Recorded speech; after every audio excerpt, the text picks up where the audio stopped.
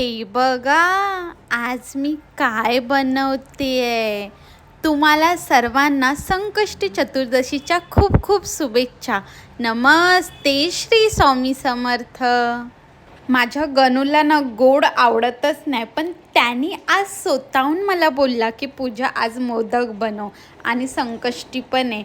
मी दर संकष्टीला मोदक बनवायची, पण आता हाताला लागल्यापासून मी नाही बनवत होती.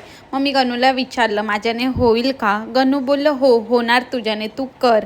मग मी केले आणि माझ्याने झाले पण. हात बरा होता ना तेव्हा करायची ना, तेव्हा पण चांगलं वाटायचं.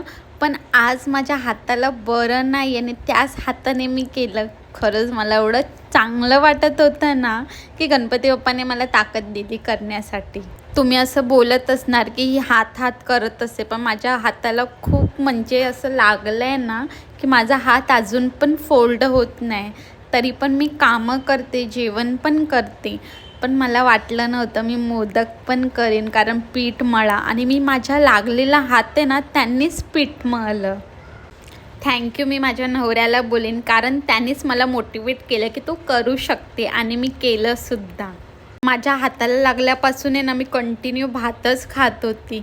पण आत्ता मी चपाती पण करू शकते, भाकऱ्या पण करू शकते आणि मी लवकरच भाकऱ्या आणि चपाती पण करणार आहे माझ्या हाताने. मी हाताला लागल्यापासून पहिल्यांदा मोदक करणार होते, म्हणून मी ना 11च करणार होती, कारण माझ्याने झाले नाही तर. आणि गणूला पण कसं जमणार ना.